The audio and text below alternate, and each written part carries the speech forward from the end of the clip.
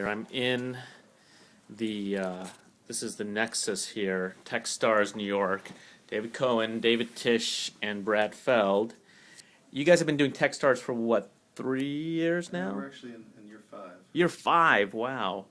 Okay, now it's really huge. You're in four cities. Yep. Right? This is the first time you're in New York City. How's it going? Awesome. It's been really fun to watch Cohen and Tisch really crank this up with the 11 companies here this year.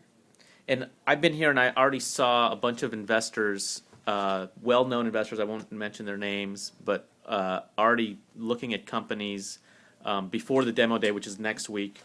There's a lot of competition for these types of startups, not just Techstars, but even like Y Combinator, right? It becomes like this. These demo days are just kind of have become insane in terms of people funding and even pre-funding the companies without seeing them. So what's going on here? Well, I think one of the things that we think is special about Techstars is that we allow people to get in and experience the companies from day one as mentors and investors. So they're actually, most of the people who are be at demo day that are mentors in the program will have been working with these companies for months. So, by mentoring them, they also understand and appreciate the investment opportunity. How many of these 11 companies have been funded already? So 2 of the companies have a significant round put together already, and another 3 to 4 of them are a good chunk of the way there on a real round, which I would deem over 500K. One of the companies got funded with $1 million by BetaWorks, Spark, and SV Angel on day 1 of the program. And so they came in here with some money and were able to take that money and do more during the program because of that. And is this healthy for startup, environment, community? All this sort of money being thrown at all these companies. So I think it's super helpful at a bunch of dimensions, right? For the entrepreneurs, I think it's incredible because it essentially allows an entrepreneur to take a 90-day window and compress an enormous amount of activity into that 90-day window, especially through the mentor dynamic that they wouldn't otherwise easily have available to them. So just the access to the mentor help, not just from investors, but from other entrepreneurs and other people that are working in the startups in the community is very powerful. I think the second piece is what we've been focused on from the very beginning with Techstars is building out these entrepreneurial communities and being a key component of the entrepreneurial community. Not the only thing, not the center point of it, but a thing that connects a bunch of stuff together.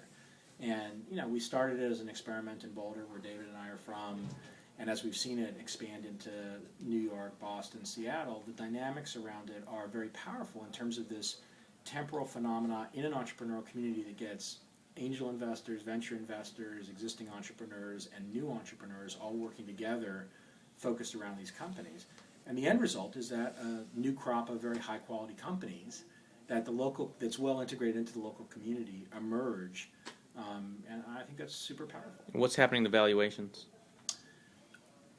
We'll see what the valuations are this cycle. I think the valuations in the market broadly for early-stage companies has floated up some over the last year or so. But, my experience having done this for a long time is that valuations move around wherever they are, sort of exogenous to specific activity. And you see floats up, you see floats down, and frankly, the entrepreneurs should be continually focused on getting the best possible investors they can into the companies at the beginning. But we saw, especially in the West Coast, sort of the $4 million line, right? For angel or seed companies, anything that went above $4 million valuation kind of raised a lot of eyebrows among the angel investors and concerned. So is that happening outside of Silicon Valley as well, or is the $4 million line, has that been obliterated? I don't view a $4 million line as a rational thought.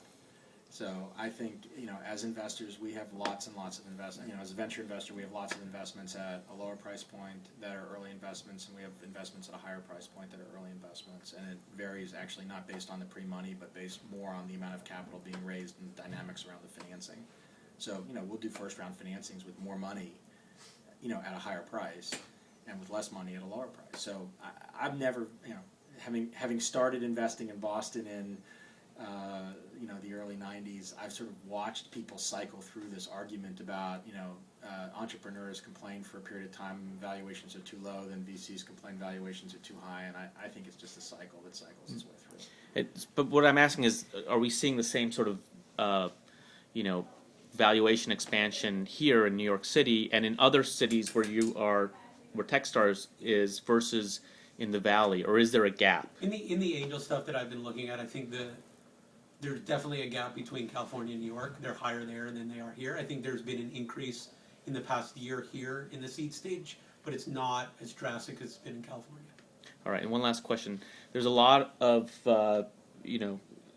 sort of programs that are lumped together, like Techstars, Y Combinator, and then there's investment incubators that don't go quite as deep as you guys go.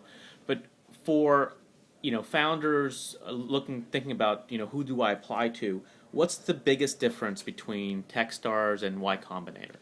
Yeah, I think the breadth of the community is a big difference, and so what you have is a national community of mentors who are very involved from day one with the companies and throughout the program and throughout their career. I think they're both great programs, but I think the difference is, where on one hand you have someone who's awesome, Paul Graham, working directly with a lot of companies at once.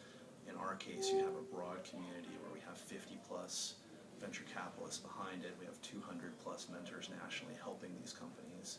We try to take a focus on quality over quantity. We try to do it with a broad, diverse community of mentors. Okay. Would you add anything? Nope, it's perfect.